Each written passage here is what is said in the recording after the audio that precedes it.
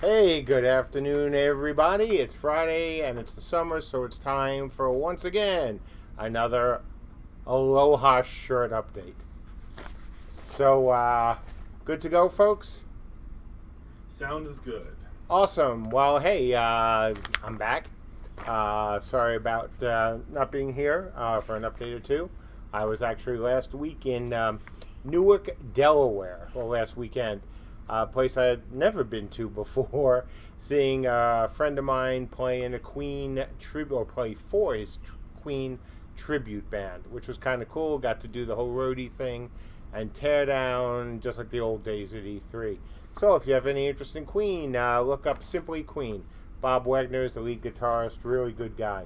So that's where I was. Now I'm back and ready to do, let's see, the top... Is it 18? I think so. 18. Hey, the top 18-ish. A lot of things to talk about. So, number one, tech, jumping. Matt investigated why jumping twice in a row didn't seem to work consistently, and in response, decreased the landing time. So, it looks like it's working. It should be working now. Yeah, Donnie T should be very happy with that. Number two, tech, loot. Christina created a method for handling items that are only visible and usable to a specific character. Obviously, this can be used to create things that only certain players are allowed to pick up. Number three, tech, data storage. Christina updated how our static data is stored to make it a lot more flexible, which is a really good thing as we continue to flesh out the game. Number four, work in progress, tech, ability system. As always, Anthony began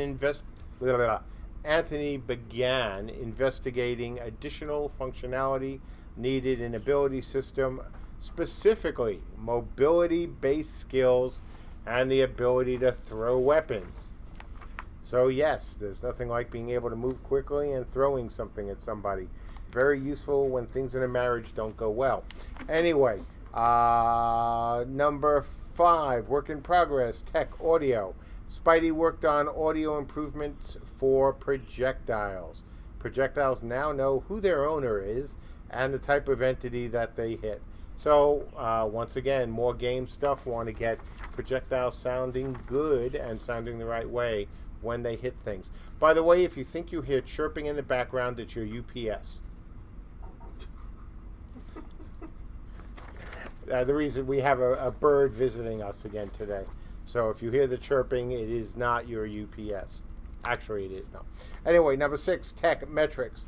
So Rob added more metrics to the proxy to better analyze how we are packing our packets. Because how many packets can... Oh, God, I screwed it up. Peter Piper pack? Right. There we go. No, the usual stuff when it comes to, what we're trying to do with this game and with this engine. How we handle the packets, how many, how often they're sent, the size of each packet, kind of important. So that's an ongoing thing to improve performance. Work in progress, number seven, tech editor. So Matt tracked down and fixed a world editor crash that was preventing Ben and Tyler from being able to make edits to the game world. Obviously, kind of important thing for the game world. Number eight, work in progress, tech, server. Wiley continued work on converting server code to compile in GNU, in addition to the existing MSVC support. In other words, Linification of the servers. Now, why is that a big deal? We've been talking about that forever. It's one of the things we want to do before the game goes live. Main reason being it's a lot cheaper. Windows, if you're running Windows, whether it's on AWS, or GCP or Azure, you pay a lot extra to run everything under Windows. So we're in the process of Linuxification, so we can save money when the game goes live. Number 9, work in progress, tech nav mesh. So Lee spent much of this week planning out a roadmap for the remainder of the navigation system, as well as fixing some bugs from testing. Once again, nav mesh kind of important because as we want NPCs, caravans, and other things to be able to move around the world, well, that's kind of what you have to do if you want to do it efficiently. Number 10, work in progress, music. DB spent time this week working on new music tracks with new instrument prototyping. Number 11, work in progress, battering RAM, LODs, and cleanup. So we completed 2 of the 3 models this week with a bit of cleanup on each, so we'll get better performance. And next up is the Viking battering ram, and that is intended to come in next week. Number 12, work in progress, VFX, general cleanup and improvement. So Andrew's been working on giving Mike more things to work with and making our VFX look better and better, and so that's what they've been doing. Literally, it's a matter of putting in more things and more dials for Mike to play around with. When Mike sees something he likes or doesn't like, he lets Andrew know about it, and we keep messing with things. Note, don't be surprised if you jump into the game and the color values have changed. Yes, and as always, don't panic. We're testing out different looks. We're testing out the system. So, if you come in, whether it's on Hatchery, if you have Hatchery permission, or you come into one of our other tests and you go, oh man, the color looks off. Don't worry about it. We're, again, just testing things. Mike hasn't had this ability before, so, expect us to do things to see just how it's going to look in the real actual game. Number 13, Arthurian Heavy Armor. This week we completed the skirt asset sculpt, including LODs and the fitting to both male and female models. Number 14, work in progress, art, animation, movement prototyping. Scott completed a rough prototype of a different movement set, including walk, run, and jump animations. So, look, this is something we've said forever. Animations are not set in stone. This is something that we want to work with you folks on as well as ourselves. Find what feels great, because we want the animations to feel great. So this kind of prototyping we're going to be doing, not only up to launch, but after launch. Number 15, this is a word you haven't heard before. Well, we'll start with art, but then the next word you haven't heard from us before, Draugr concepting. Michelle worked on several new NPC concepts with further refinement on a couple we really liked. Oh, I don't know, maybe these kind of folks might show up in the depths. So as we continue, moving forward with this game, obviously NPCs, whether they're gods, whether the things you kill, we have always said that there will be NPCs, so got to do them sometime. And, well, Vikings, Draugr kind of makes sense. Number 16, art, work in progress, body types. John created 6 low poly models exploring different body types of the same rig. The goal here is to support different body types that all use the same rig, which saves us time on animation. So it's also one of those things, again, that we want to see what looks best in the game. We haven't gone down too far a path where we can't just say, hey, it's time to make some changes to the NPC models, because it's not like there's a lot of them. So we're trying to get what feels right. So more of that coming. Number 17, work in progress, art, armor weighting polish. So Joe made a lot of weighting polish improvements on the male and female human TDD armor. Last and certainly not least, number 18, general environment concept art. We continued to come up with lots of really cool ideas for CU, and the update has it. So once again, lots of really good things in there. Moving forward on game stuff, less of an emphasis on purely tech stuff, and onwards we go. Couple updates. First, no tests this weekend, giving the guys a break. We are right now, next week, going to track down. We saw some perf regression that I want us to look at. We also have some visual things I want us to look at before the next test. So that's going to happen early next week. We've also had some reinforcements join us and more coming, so we'll talk about that in the coming months. And I think that's it. So yeah, lots of good stuff. And let's go with a Q&A. Short one, 15 minutes, got a lot to do. Okay. So we're going to about 4:30ish. Yeah, 4:30 is fine. Okay. All right. People were ready with the questions. Here we go. Hydrate.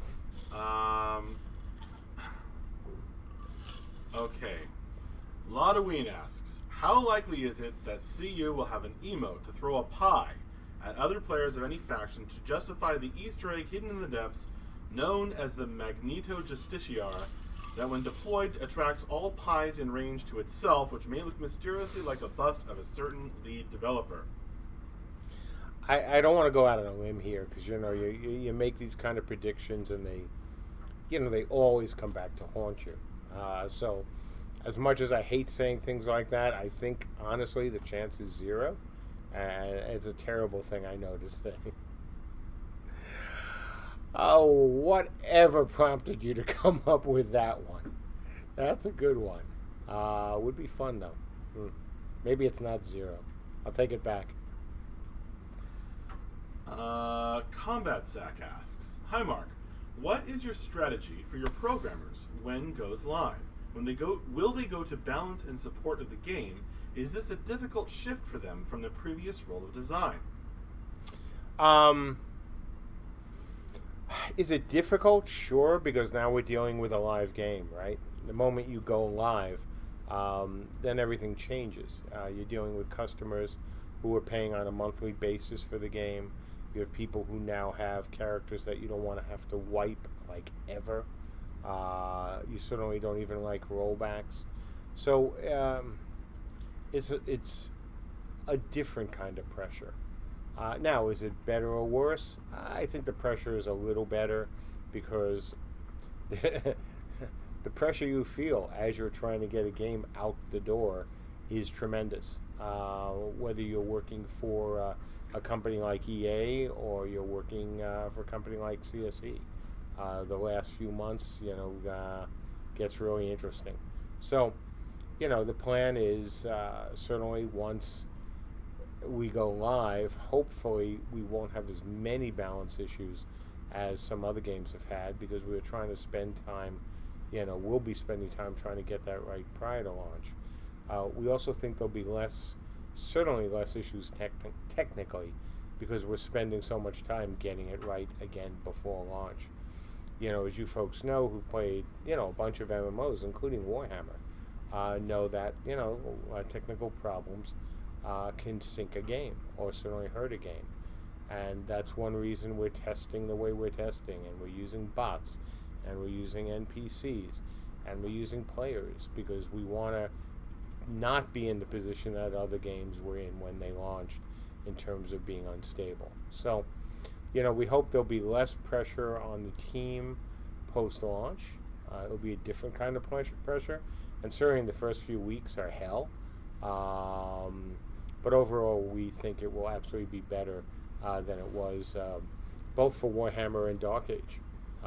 Even though it was fantastic, for Dark Age and even Warhammer in the beginning, in terms of numbers and support, it was still there were technical issues with both games. So hopefully that won't be, as much of a problem with this game. Good question. I haven't heard, I don't think I've heard that before.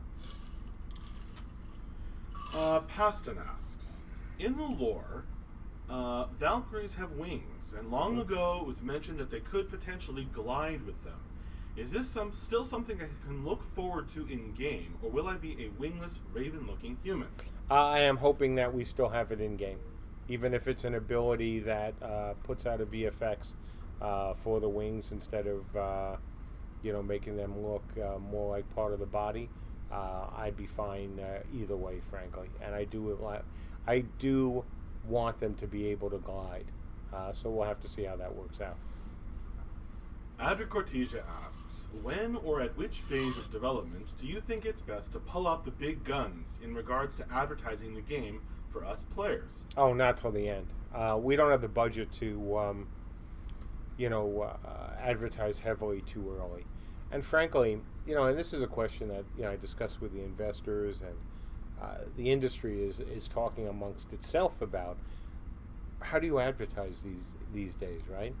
In the old days, like 10 years ago or before, there was a very clear path to how to promote your game. You bought ads in magazines. Sometimes you did TV ads. You did that very easy, no problem. It's a wee bit different these days. Most game magazines are gone. Most big gaming sites that existed, certainly in the '90s, are gone, and we're left with influencers as being, the best way to promote. Certainly, EA proved that with Apex Legends. That was a brilliant, absolutely brilliant marketing push by EA. And while I've made jokes certainly about them in the past, that was fabulous. I mean, that was really clever. Respawn did a great job with, keeping that under the radar and then releasing the game. So, we need to be careful. We need to be smart. It's more expensive, most likely, to advertise today than it was certainly in 2001. I mean, back in 2001, my entire marketing budget was, $266,000, and we did a really good job with it.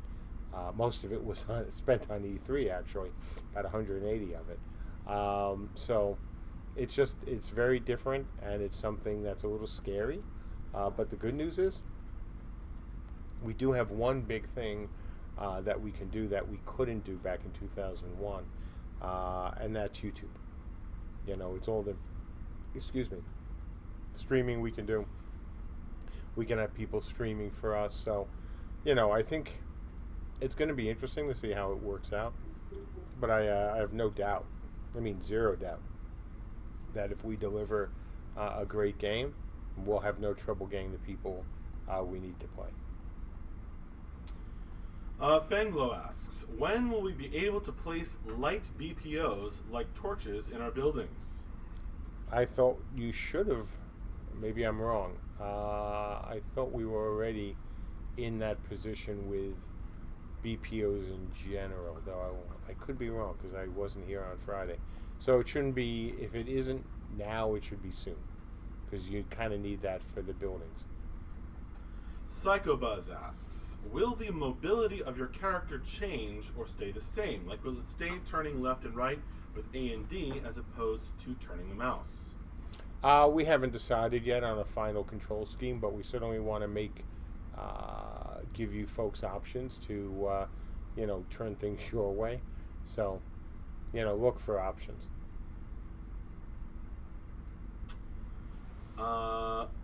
Paston asks, when can we expect that certain lore pieces, like the One True City, for example, get more fleshed out and start being finished? I should do that. I don't want to say real soon. I've got to read some books over the weekend for a friend who wants my opinion on something. So hopefully soon. Max, ping me about that, because I could use a little time expanding, the One True City.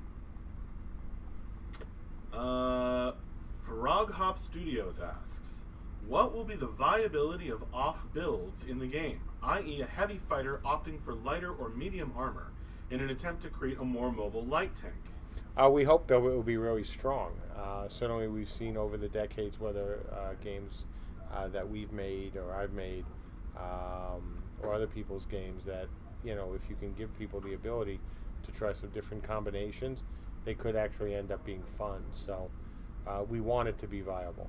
Now, that being said, if you're taking a healer, and even though that wasn't your example, taking a healer class and saying, hey, I want to go that out in heavy armor and tank it up, you might not be as successful as you could be with a slightly different build, or essentially stealth. Try to play the role of a stealther as a heavily armored clad healer might not work out well.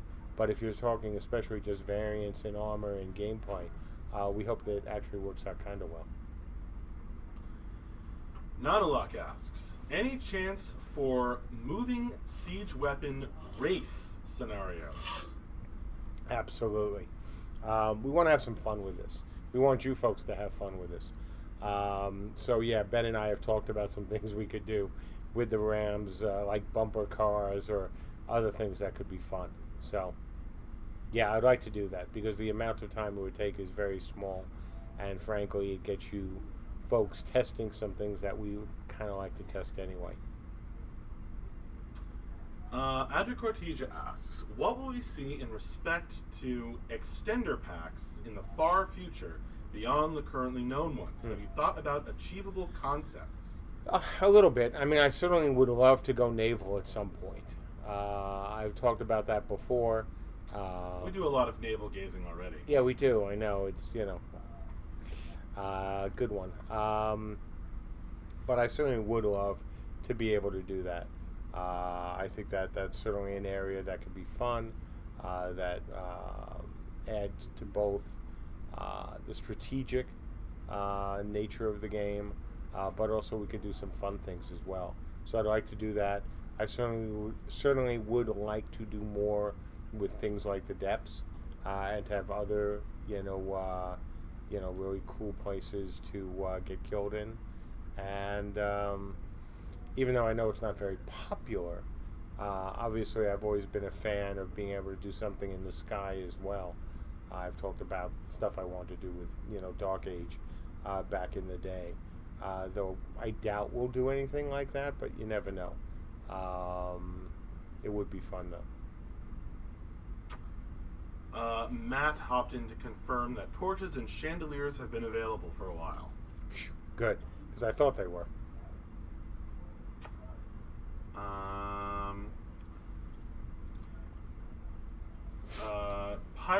Pyrotron asks, are there any plans for showing class highlights or anything like that, or showing more info on them? Yeah, we have to get to that.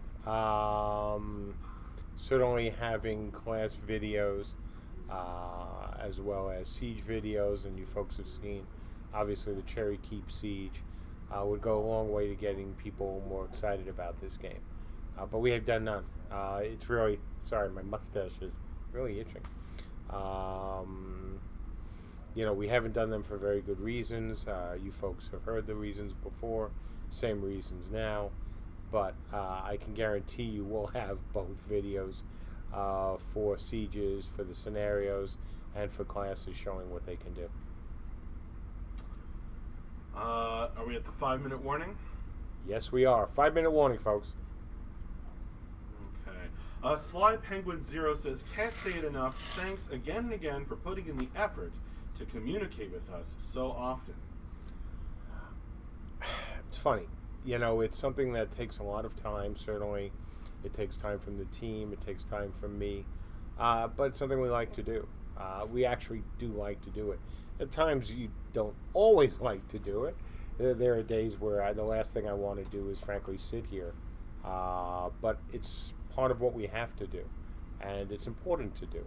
We all have good days and bad days. But the measure of a team is what it does during both.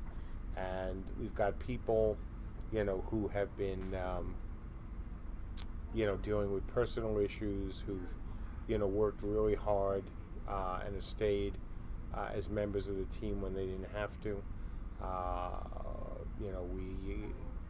We've got a bunch of guys and gals that really like what we're doing, like each other, like, the backers, even with the occasional, joke about, oh God, here's an email that is just no fun to read, because we know that the vast majority of you are great, and you're either, quietly great and supportive, or, vocally supportive, or supportive by sending us these lovely pillows, that sort of thing. And so it gets us, it keeps us motivated, and certainly keeps me motivated, to sit down and, even have the conversations with you folks that I hate, when I have to deliver bad news. So, it's what we do. I'm glad you appreciate it. We appreciate, your folks' support very, very much. All right. This might make a nice last question. Brand asks, as a producer slash designer slash business owner, what are your thoughts on the notion that MMO gaming is an aging genre? And to what extent do you see CU leaving its mark in this genre? It's something that people have been saying forever about every genre. You folks who've been around a bit know that it doesn't matter whether it's the 80s, the 90s, 2000, 2010. It's you always have people who say something is dead. And, one of my favorite examples is good old record players and LPs.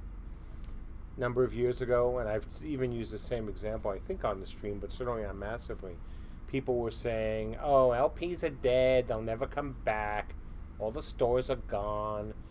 And, guess who's still producing LPs? And, a lot of the younger generations are interested in hearing the difference in sound with LPs, versus digital. And so, for those who say any genre of entertainment is dead forever, oh man, every so often you might be right, but it's very rare. I mean, it's just really rare when that sort of statement is actually true. And whether MMO gaming is aging out, oh, I think that is the exact opposite. So, let's take a look at, say, two games you might have heard of. They're kind of small, kind of, insignificant. But you might have heard of them, PUBG and Fortnite. And so you've got two games that have just driven huge number of people to be involved in PvP, multiplayer, massive numbers, even if you only go up to 100 or so in the battles, games. And, if you had said that 5 years ago to anybody, that, this is a kind of game that's just going to go through the roof, I think they probably would have thought you were crazy. Honestly. I don't think a lot of people saw a 100-player, match, King of the Hill, Battle Royale, etc., as being the dominant game, in the industry right now. So, now you have a lot of people who might not have played online multiplayer games before, who now have been exposed to playing online multiplayer games. And I don't know, they seem to be enjoying the heck out of it. So could these people become MMO players? Of course they can. I bet some of them already are. And so I don't think we're aging out at all. I think we're actually heading towards a renaissance, or resurgence is a better word. Not really renaissance, a resurgence in MMO interest, only because we have now generations that are used to playing online games with and versus other people. So it's a matter of delivering the right games to them to get them to try these games, these new games. The world is getting more connected. I mean, anyone who doesn't, believe that probably thinks the world is flat. We are getting more connected. More people are playing these games. More people are, not only playing them with people in their country, but playing them with people far away from their country. And that is just something that's not going to change. Certainly, global politics could end up splitting some of us, which hopefully that won't happen.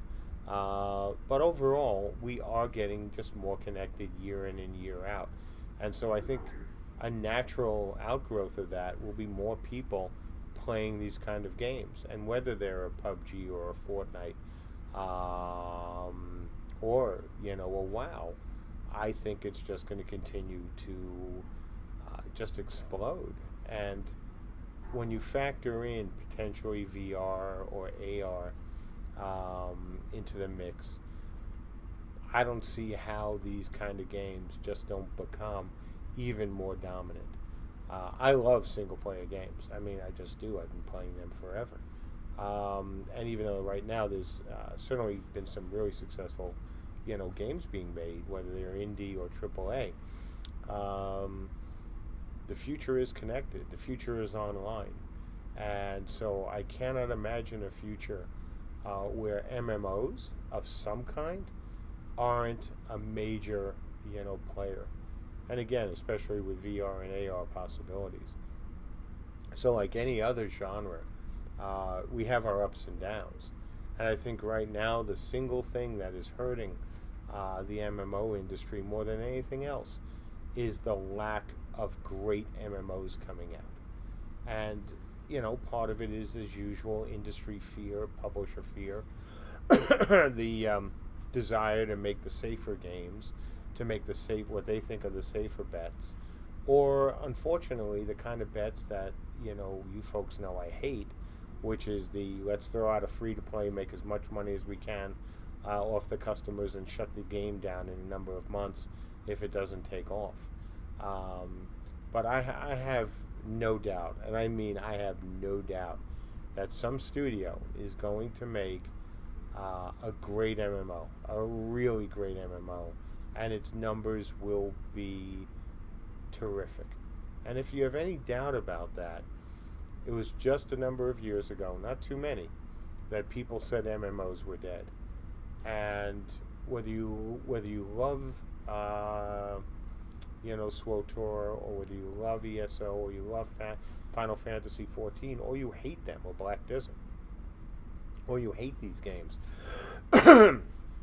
the fact is, if you look at the numbers that they're generating for their studios or their publishers, how can anyone say the industry is dead, or even dying, or aging out, as some writers like to say? The numbers are there, and if you compare the numbers back to 2001 or even 2004, when WoW launched, forget the numbers that they had at peak, but even when they launched, I don't see at all a dying or dead industry. I see, as I always see in the game industry, and I've talked about forever, it's just a roller coaster, my friends, up and down and down and up, and hopefully there'll be an up soon, a really big up. CU won't be it. We're not trying to make that game a game where tens of millions of players would be interested in playing it. I think a lot more would be interested today than might have been interested in 2013 because of games like PUBG and Fortnite. But as always, time will tell. I do think somebody will make that game. I have no doubt some studio, some publisher who has the money and the talent will try to make the next great MMO. And if they can pull it off, all the people who've been writing off MMOs forever and have been wrong forever will be wrong again. And, I'll leave you with the last story, and you guys could even, and gals could check it out. But if you go back on, VG 24/7, when I gave an interview about Camelot Unchained and why we were doing the Kickstarter, at that point, people were saying PC gaming was dead. And I talked about in that article about why I thought where mobile was going to go, where I thought PC gaming was going to go, and it's spot on. Here we are 6 years later, and look at the numbers of PC games. Look at the numbers that consoles have generated. And so, so many people said the PC industry was dead back then, and as usual, they were wrong. So, I am excited by the future, not because of any game in particular, but because I think some brave publisher with the right team will create something really special. The tech that we have available today, whether it's what we're doing here with the Unchained engine, or what Epic has done with Unreal, the engines that are out there to drive these kind of games are so much better than we had in 1999 or 2006, or that Blizzard had whenever they started. WoW, I think late 90s officially. The tech is so much better that now it's more a matter of will and creativity than it is technology. And that is one of the many reasons why I have no doubt there's a very bright future for MMOs. So, great friggin' question. Thank you so much for letting me wax poetic, for the last 10 minutes. Having said that, I want to thank everyone as usual, for all their patience, for all their support. Again, no testing this weekend. We will, I assume, be back next weekend for testing. We will do testing, I assume, during the week as we try to track down a few of these issues that I want to hold up testing for. And like I say, just more good stuff. People have joined the studio, more new people on the way. So we continue to grow. So yay for that. I think that's it. So look, have a good weekend. Hopefully for those on the East Coast, try to stay cool. Certainly it's hot as hell here in Virginia, though the office finally is cool. And hopefully those folks like us who are in a bit of a heat wave, stay cool, stay safe, have a great weekend, and we'll see you all next week. See you later.